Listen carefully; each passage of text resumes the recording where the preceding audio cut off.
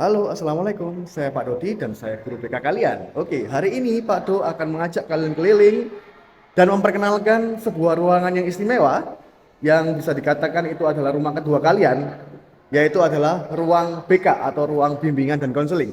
Di mana itu tepatnya? Di lorong ini. Nah, ini ada di lantai 2. Ada di lantai 2, tepatnya ada di depan kelas 7.3. Oke, ada yang namanya ruang BK, ruang bimbingan dan konseling. Di sini sudah terpampang sebuah artikel atau himbauan jangan takut BK. Loh, oke? Karena jangan takut BK, silakan mampir. Di dalam ruang BK ada apa saja, Pak Do? Oke, kita mampir ya. Masuk, silakan masuk. Ini adalah ruang BK, ruang bimbingan dan konseling. Di hadapan kalian sudah ada dua meja kerja. Yang pertama meja untuk Bu Putri yang sebelah sana, yang kedua meja untuk Pak Do yang di sebelah sana yang sangat berantakan. Oke, nggak ada masalah. Meskipun berantakan, ini adalah ruangan yang paling nyaman buat kalian untuk bercerita tentang banyak hal. Jadi sangat dianjurkan kalian kalau menemui masalah, silakan mampir dan silakan datang ke ruang BK. Ini meja saya, meja Pak Do, dan ini meja Bu Putri. Ada dua guru BK kalian di SMP Negeri 30 Malang. Di antara dua meja kerja kami ada yang namanya lemari dokumen. Lemari dokumen ini adalah tempat di mana semua rahasia kalian tersimpan. Pak, kok rahasia, Pak? Bener, karena setiap cerita kalian itu pasti rahasia dan nggak boleh ada orang yang tahu. Tenang saja, yang tahu hanya kami berdua. Tentunya guru BK kalian. Pun meskipun kalian bercerita sama Pak Do, saya akan tulis di sini sebagian ceritanya dan saya kunci. Bu Putri pun nggak akan tahu. Begitu juga dengan Bu Putri, pasti beliau akan mencatat semua cerita kalian dan Pak Do nggak akan tahu. Dan semua rahasianya di sini. Dan ini terkunci, tenang aja. Kuncinya yang bawa saya, yang bawa Pak Do. Jadi jangan sampai khawatir, rahasia kamu akan terbongkar, guys. Kenapa rahasia harus dicatat, Pak Do? Lah, kalau rahasia nggak dicatat, tracknya akan cepat lupa. Maka dari itu wajib untuk dicatat. Selain rahasia kalian atau permasalahan kalian yang telah diketahui oleh BK dan kami bantukan, itu ada beberapa hasil karya kalian, hasil karya kelas kalian atau hasil karya siswa-siswa yang kemarin melalui bimbingan klasikal. Banyak sekali kok tugas-tugasnya. Ada di sini, ada di sebelah sana juga. Kemudian ini adalah ruang kerja konselor. Di sebelah sisi yang lain, kita muter dulu. Oke, ada ruang yang dimana ruang ini berbeda dengan ruangan-ruangan yang lain. Dimana ruang ini hanya ada di ruang BK. Kenapa? Di ruang ini kamu bisa bercerita tentang banyak hal masalah kamu. Ada dua ruangan. Sebelah sana ruangan kecil, agak kecil sedikit. Yang di sebelah sini agak luas sedikit. Kita belanja yang ruang kecil dulu ya.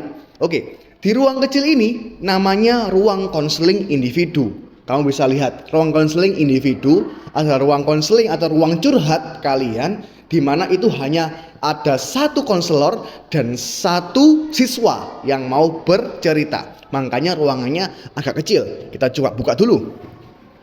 Di sini ada dua kursi. Biasanya satu kursi ini diperuntukkan untuk guru BK. Dia ada di pojok sini. Kemudian satu kursinya yang lain ini dibutuhkan untuk siswa yang sedang bercerita kepada guru BK. Oke, di ruang inilah biasanya kalian itu mengungkapkan atau kelas kalian mengungkapkan perasaan-perasaan, mengungkapkan masalah-masalah pribadi, di mana perasaan pribadi itu nggak boleh ada orang yang lain yang tahu. Tenang saja, ini rahasia. Di dalam sini dari luar nggak kelihatan. Kalau kamu duduk dari luar nggak akan kelihatan karena ini tertutup. Dan kacanya buram. Dari luar hanya kelihatan, oh di dalam ada orang, tapi orangnya siapa itu nggak akan tahu. Kemudian suaranya bisa dibilang bisa kedap suara, jadi di luar sana nggak akan tahu orang-orang lain itu kamu cerita tentang apa. Jadi benar-benar rahasia. Ini ruang konseling individu yang hanya ada di ruang BK. Oke, kita cus ke ruangan berikutnya. Di sebelah ruang konseling individu, tutup lagi ya. Itu ada yang namanya ruang konseling kelompok. Kalau di sini sendirian, kalau di sini kamu bisa ngajak teman-teman kamu yang memiliki masalah yang sama atau memiliki masalah yang serupa untuk curhat bareng-bareng tentang masalahnya. Ini namanya ruang konseling kelompok, di mana ruangannya cukup luas. Nanti di sini rencananya akan ada bantal untuk relaksasi, juga akan ada yang namanya karpet untuk kamu lesehan di sini bareng-bareng ya. Jadi nggak ada kursi, nggak ada meja, kita tetap luas saja seperti ini. Nanti kita gelar karpet yang bagus, kemudian ada bantalnya untuk kamu relaksasi. Ruangan ini cukup kok untuk menampung 10 siswa, jadi sangat luas. Dan kita bisa bicara bareng-bareng tentang masalah kalian, masalahnya yang serupa ya. Contohnya, Pak, ada 5 anak bareng-bareng ke sini, Pak, saya memiliki masalah yang sama, yaitu masalah putus cinta gitu ya. Kamu bisa rame-rame untuk datang ke ruang konseling kelompok. Ruang konseling kelompok settingnya sama, jadi dari luar nggak akan tahu siapa saja yang ada di dalam ruangan ini. Hanya mereka ada tahu, oh di ruang konseling kelompok ada orang, tapi mereka nggak perlu tahu siapa yang ada dalam konseling kelompok. Tenang saja. Ini ada juga hasil karya dari kakak kelas kalian yang kemarin tentang pendidikan SMA SMK. Jadi memang kakak kelas 9 kemarin intens sekali ketika di bulan Januari sampai mereka lulus, mereka itu sering sekali datang ke ruang BK untuk berkonsultasi tentang permasalahan karir. Atau Pak, kalau saya mau lulus dari SMP 30 itu mau pergi kemana, mau sekolah di mana, maksudnya mau sekolah di SMK atau SMK atau SMA, itu jurusan apa Pak?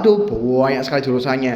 Jadi mereka sering sekali berbondong-bondong ke ruang konseling kelompok ini untuk mengungkapkan permasalahan mereka tentang jurusan-jurusan yang mau mereka pilih di SMA SMK.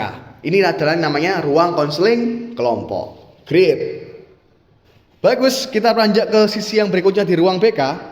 Dan kan ruang BK-nya bisa langsung mengarah keluar, ada pemandangan gunung, itu namanya Gunung Katu. Oke, ini ada beberapa juga hasil karya kelas 9 juga. Ini namanya Riasek atau minat karir, di mana ada investigatif, kemudian ada ini realistik, kemudian ada yang namanya sosial, kemudian ada yang namanya entrepreneur, dan juga ada namanya konvensional. Ini lorong ya. Lorong bisa digunakan untuk apa saja. Bisa pengganti yang namanya papan bimbingan, karena memang di sini butuh yang namanya papan bimbingan atau papan informasi tentang bimbingan dan konseling, karena kita pasti belum punya, tempelnya di dinding saja. Yang penting rapi, gitu ya. Ya, yang ini sangat mengasihkan juga dari ruang BK, kita bisa langsung mengarah ke yang namanya balkon. Nah, balkon di SMP 30 sangat luas juga. Ini bisa diperuntukkan untuk banyak hal. Diperuntukkan untuk banyak acara, dan untuk bimbingan dan konseling, kamu bisa juga memanfaatkan ini untuk yang namanya bimbingan kelompok. Bila mana kamu ada permasalahan atau informasi yang perlu kamu ketahui tentang bimbingan konseling, tentang remaja, tentang apapun juga, kita bisa bercuap-cuap di balkon loh. Asalkan kita janjian dulu ya. Ini namanya ruang bisa digunakan untuk ruang bimbingan kelompok untuk BK. Nah, itu tadi kita sudah beranjak ke bagian luar dari ruang bimbingan dan konseling, ruang BK SMP Negeri 30 Kota Malang. Nah, itu tadi adalah ruang BK, ruang kerja Pak Do, di mana itu ada rumah kedua buat kalian. Ingat, jangan takut ke BK. Jangan takut sama guru BK, dan kamu harus bersahabat dengan guru BK. Saya tunggu di ruang BK. Terima kasih. Dadah.